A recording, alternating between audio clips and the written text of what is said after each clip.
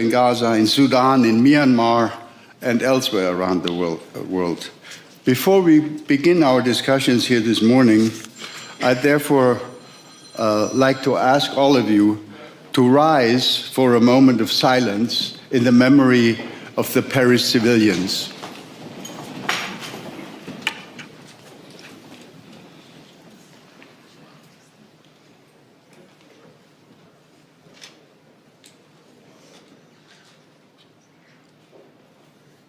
Thank you very much. Thank you very much.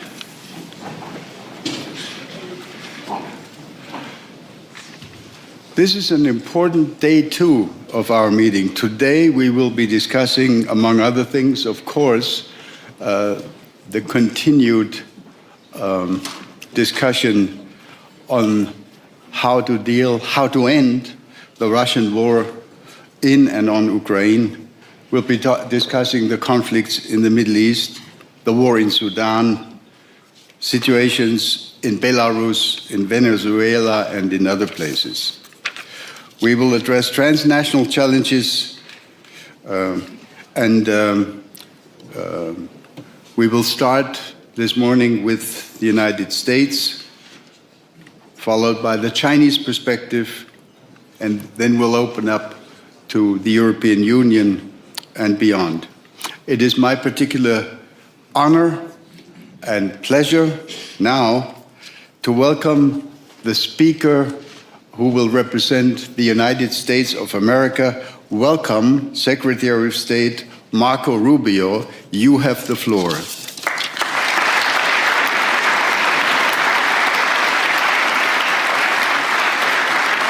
Thank you. Thank you. Thank you very much. We gather here today as members of a historic alliance, an alliance that saved and changed the world. You know, when this conference began in 1963, it was in a nation, actually it was on a continent, that was divided against itself. The line between communism and freedom ran through the heart of Germany.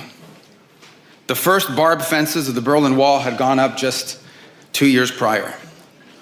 And just months before that first conference, before our predecessors first met here in Munich, the Cuban Missile Crisis had brought the world to the brink of nuclear destruction. Even as World War II still burned fresh in the memory of Americans and Europeans alike, we found ourselves staring down the barrel of a new global catastrophe. One with the potential for a new kind of destruction, more apocalyptic and final than anything before in the history of mankind. The time of that first gathering, Soviet communism was on the march. Thousands of years of Western civilization hung in the balance. At that time, victory was far from certain. But we were driven by a common purpose. We were unified not just by what we were fighting against. We were unified by what we were fighting for. And together, Europe and America prevailed. And a continent was rebuilt. Our people prospered. In time, the East and West blocks were reunited. A civilization was once again made whole. That infamous wall that had cleaved this nation into two came down, and with it, an evil empire. And the East and West became one again. But the euphoria of this triumph led us to a dangerous delusion that we had entered, quote, the end of history, that every nation would now be a liberal democracy, that the ties formed by trade and by commerce alone would now replace nationhood, that the rules-based global order, an overused term, would now replace the national interest, and that we would now live in a world without borders where everyone became a citizen of the world. This was a foolish idea that ignored both human nature and it ignored the lessons of over 5,000 years of recorded human history. And it has cost us dearly. In this delusion, we embraced a dogmatic vision of free and unfettered trade, even as some nations protected their economies and subsidized their companies to systematically undercut ours, shuttering our plants resulting in large parts of our societies being deindustrialized, shipping millions of working and middle-class jobs overseas, and handing control of our critical supply chains to both adversaries and rivals. We increasingly outsourced our sovereignty to international institutions while many nations invested in massive welfare states at the cost of maintaining the ability to defend themselves. This, even as other countries have invested in the most rapid military buildup in all of human history and have not hesitated to use hard power to pursue their own interests.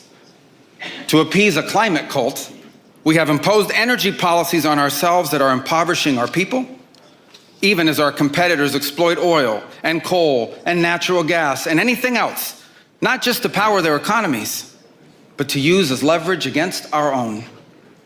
And in a pursuit of a world without borders, we opened our doors to an unprecedented wave of mass migration that threatens the cohesion of our societies, the continuity of our culture, and the future of our people. We made these mistakes together. And now, together, we owe it to our people to face those facts and to move forward to rebuild. Under President Trump, the United States of America will once again take on the task of renewal and restoration, driven by a vision of a future as proud, as sovereign, and as vital as our civilization's past. And while we are prepared, if necessary, to do this alone, it is our preference and it is our hope to do this together with you, our friends here in Europe. For the United States and Europe, we belong together. America was founded 250 years ago, but the roots began here on this continent long before. The men who settled and built the nation of my birth arrived on our shores carrying the memories and the traditions and the Christian faith of their ancestors as a sacred inheritance, an unbreakable link between the old world and the new. We are part of one civilization, Western civilization. We are bound to one another by the deepest bonds that nations could share, forged by centuries of shared history, Christian faith, culture, heritage, language, ancestry, and the sacrifices our forefathers made together for the common civilization to which we have fallen heir. And so this is why we Americans may sometimes come off as a little direct and urgent in our counsel. This is why President Trump demands seriousness and reciprocity from our friends here in Europe. The reason why, my friends, is because we care deeply. We care deeply about your future and ours. And if at times we disagree, our disagreements come from our profound sense of concern about a Europe with which we are connected, not just economically, not just militarily. We are connected spiritually, and we are connected culturally. We want Europe to be strong. We believe that Europe must survive.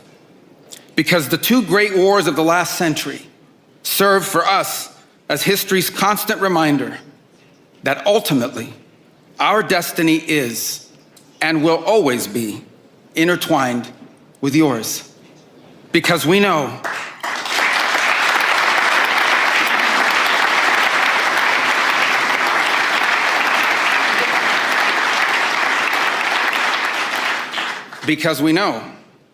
that the fate of Europe will never be irrelevant to our own.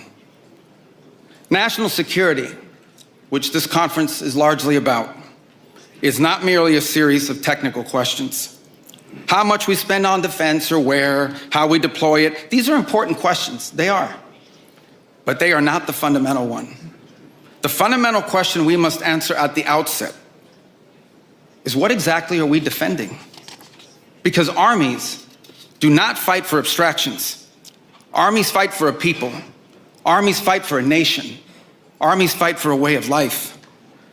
And that is what we are defending. A great civilization that has every reason to be proud of its history, confident of its future, and aims to always be the master of its own economic and political destiny.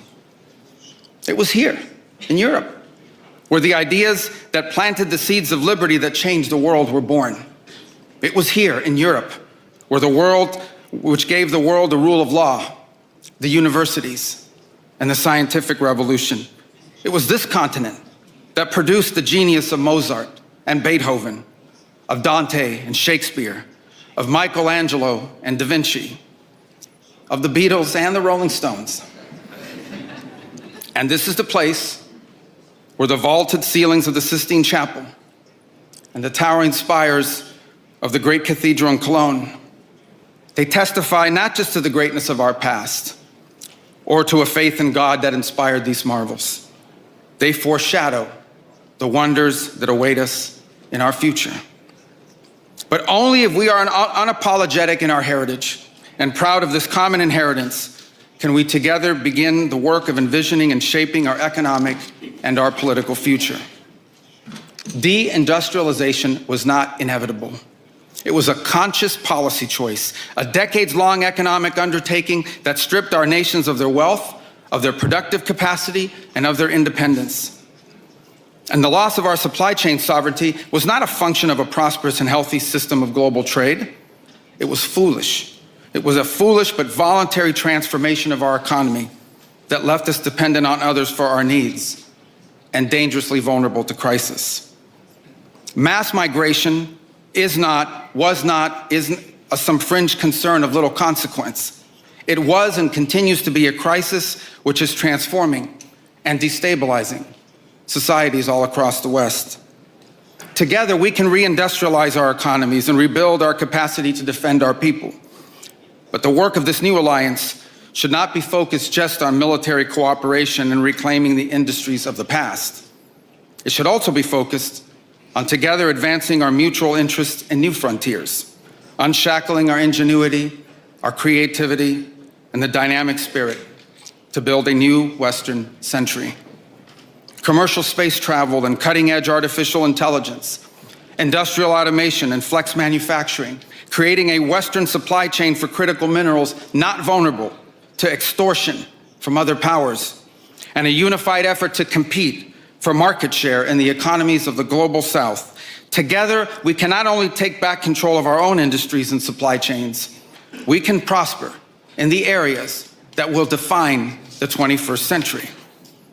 But we must also gain control of our national borders. Controlling who and how many people enter our countries, this is not an expression of xenophobia. It is not hate. It is a fundamental act of national sovereignty. And the failure to do so is not just an abdication of one of our most basic duties owed to our people. It is an urgent threat to the fabric of our societies and the survival of our civilization itself. And finally, we can no longer place the so-called global order above the vital interests of our people and our nations. We do not need to abandon the system of international cooperation we authored, and we don't need to dismantle the global institutions of the old order that together we built. But these must be reformed. These must be rebuilt. For example, the United Nations still has tremendous potential to be a tool for good in the world. But we cannot ignore that today, on the most pressing matters before us, it has no answers and has played virtually no role. It could not solve the war in Gaza. Instead, it was American leadership that freed captives from barbarians and brought about a fragile truce. It has not solved the war in Ukraine. It took American leadership in partnership with many of the countries here today just to bring the two sides to the table in search of a still elusive peace. It was powerless to constrain the nuclear program of radical Shia clerics in Tehran. That required 14 bombs dropped with precision from American B-2 bombers. And it was unable to address the threat to our security from a narco-terrorist dictator in Venezuela. Instead, it took American special forces to bring this fugitive to justice. In a perfect world, all of these problems and more would be solved by diplomats and strongly worded resolutions. But we do not live in a perfect world.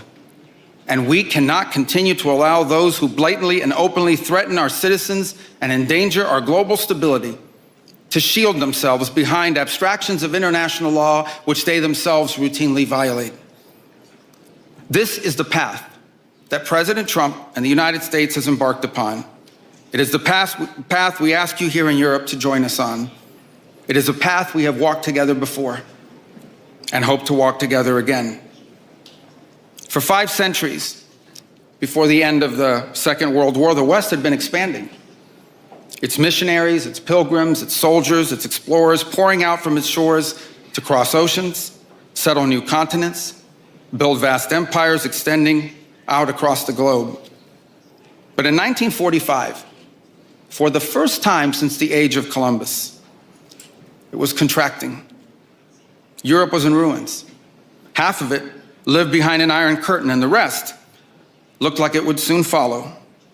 The great Western empires had entered into terminal decline, accelerated by godless communist revolutions and by anti-colonial uprisings that would transform the world and drape the red hammer and sickle across vast swaths of the map in the years to come. Against that backdrop, then as now, many came to believe that the West's age of dominance had come to an end, and that our future was destined to be a faint and feeble echo of our past. But together, our predecessors recognized that decline was a choice, and it was a choice they refused to make. This is what we did together once before, and this is what President Trump and the United States want to do again now, together with you. And this is why we do not want our allies to be weak, because that makes us weaker.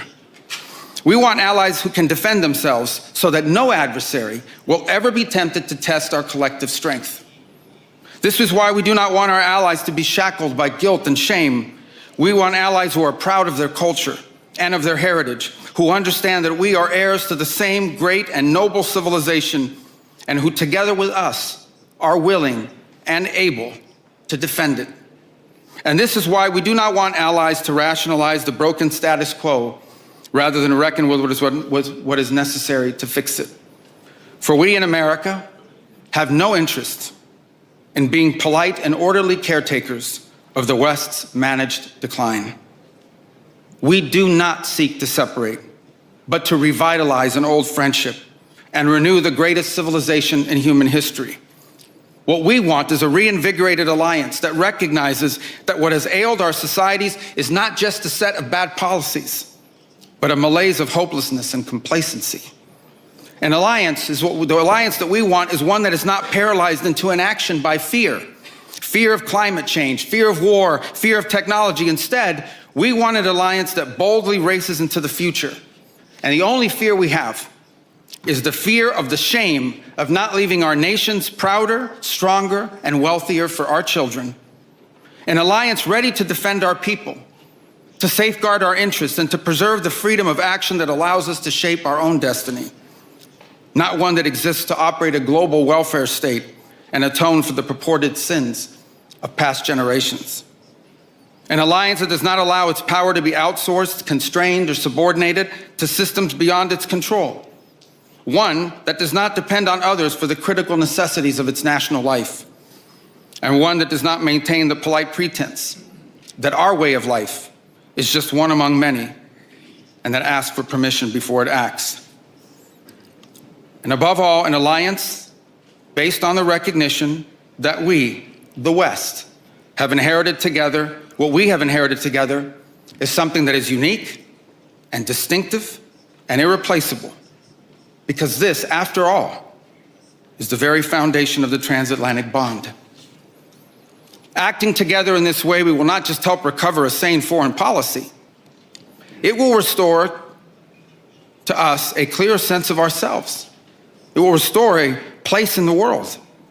And in so doing, it will rebuke and deter the forces of civilizational erasure that today menace both America and Europe alike.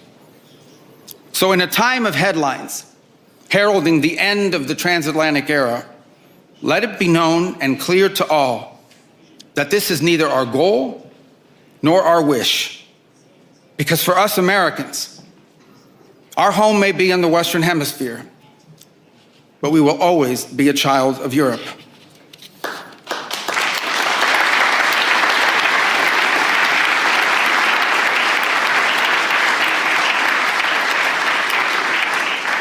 Our story began with an Italian explorer whose adventure into the great unknown to discover a new world brought Christianity to the Americas and became the legend that defined the imagination of our pioneer nation. Our first colonies were built by English settlers, to whom we owe not just the language we speak, but the whole of our political and legal system. Our frontiers were shaped by Scots-Irish, that proud, hardy clan from the hills of Ulster that gave us Davy Crockett and Mark Twain and Teddy Roosevelt and Neil Armstrong. Our great Midwestern heartland was built by German farmers and craftsmen who transformed empty plains into a global agricultural powerhouse. And by the way, dramatically upgraded the quality of American beer.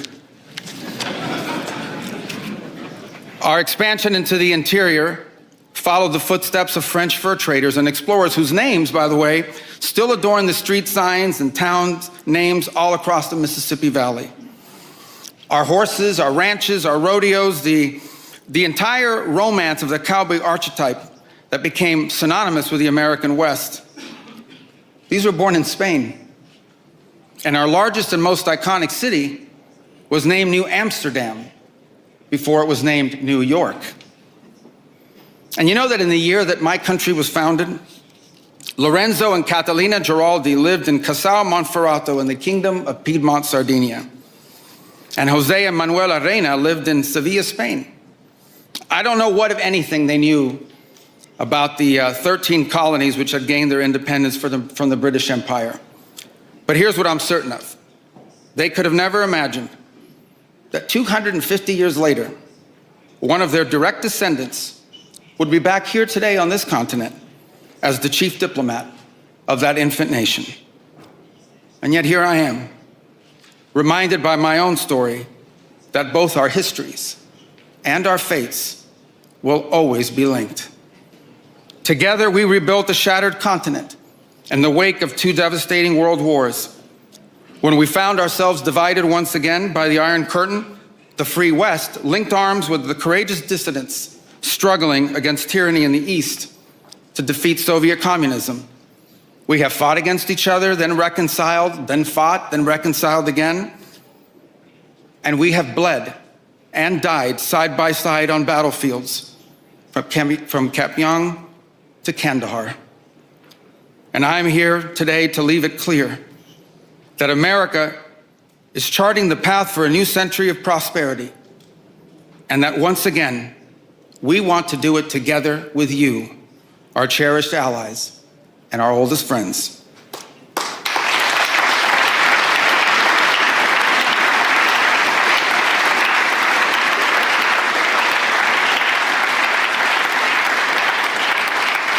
We want to do it together with you, with a Europe that is proud of its heritage and of its history, with a Europe that has the spirit of creation and liberty that sent ships out into uncharted seas and birthed our civilization, with a Europe that has the means to defend itself and the will to survive.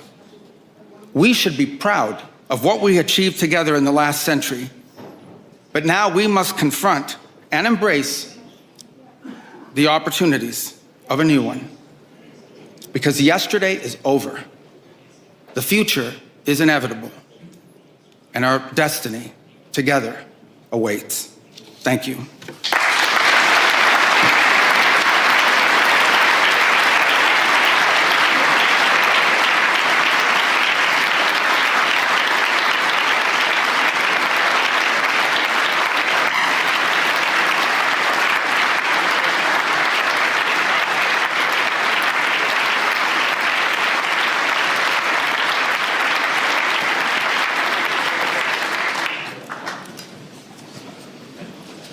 Mr. Secretary, I'm not sure you heard the sigh of relief through this hall when we were just listening to what I would interpret as a message of reassurance, of partnership.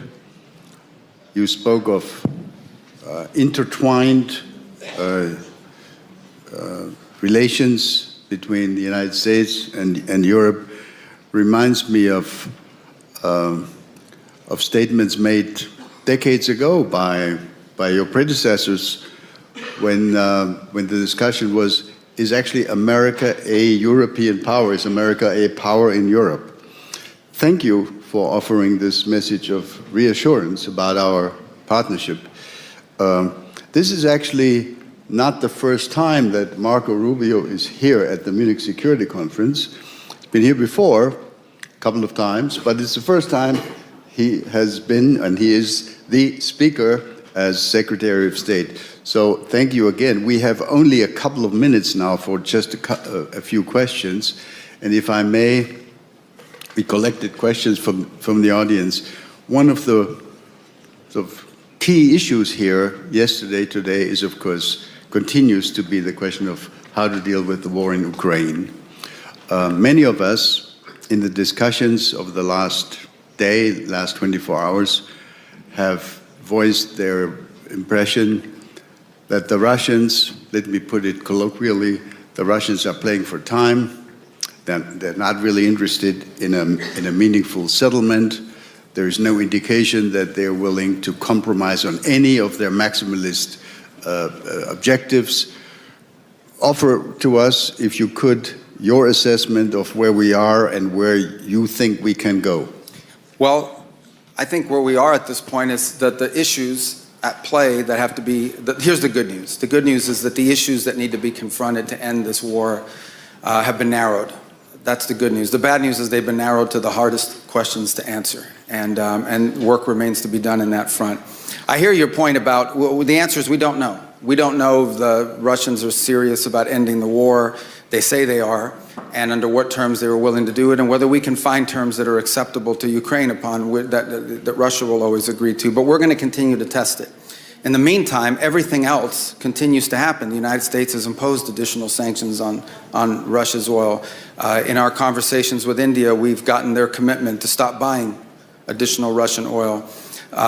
Europe has taken its set of steps moving forward. The Pearl program continues, in which American weaponry is being sold for the Ukrainian war effort. So all these things continue. Nothing has stopped in the interim. So there's no buying of time here in that regard. What we can't answer, but we're going to continue to test, is whether there is an outcome that Ukraine can live with and that Russia will accept. And I would say it's been elusive up to this point. We've made progress in the sense that for the first time, I think, in years, at least at the technical level, there were military officials from both sides that met together last week, and there'll be meetings again on Tuesday, although it may not be the same group of people. Look, we're going to continue to do everything we can to play this role of bringing this war to the end. I don't think anybody in this room would be against a negotiated settlement to this war so long as the conditions are just and sustainable. And that's what we aim to achieve, and we're going to continue to try to achieve it, even as all these other things continue to happen on the sanctions front and so forth. Thank you very much. I'm sure if we had more time, there would be many questions on Ukraine. But let me conclude by asking a question about something entirely different. The next speaker here in just a couple of minutes will be the Foreign Minister of China. When you served in the Senate, sir, people considered you a kind of a China hawk. So did they. So did they. Yeah. We know that there will be, in about 2 months' time, a summit meeting between President Trump and President Xi Jinping. Give us your expectation. Are you optimistic? Can there be a quote-unquote deal with China? What do you expect? Well, I would say this. The two largest economies in the world, two of the big powers on the planet, we have an obligation to communicate with them and talk, and so do many of you on a bilateral basis as well. I mean, it would be geopolitical malpractice to not be in conversations with China. I would say this, because we're two large countries with huge global interests, our national interests will often not align. Their national interests and ours will not align, and we owe it to the world to try to manage those as best we can, obviously avoiding conflict, both economic and worse. And that's so it's important for us to have communications with them in that regard. on areas in which our interests are aligned, I think we can work together to make positive impact on the world, and we seek opportunities to do that with them. But we have to have a relationship with China, and many of the countries represented here today are going to have a relationship with China, always understanding that nothing that we agree to could come at the expense of our national interest.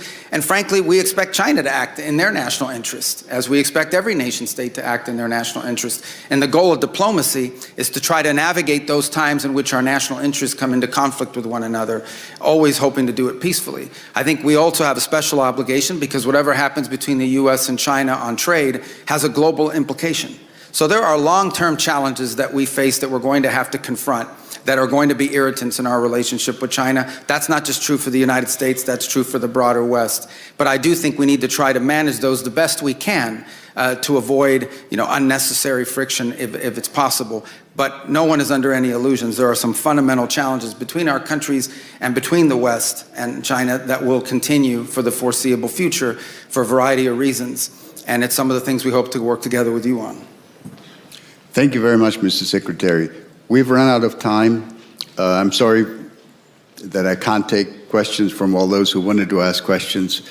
Mr. Secretary of State, thank you for this message of reassurance. I think this is much appreciated here in the hall. Let's offer a round of applause.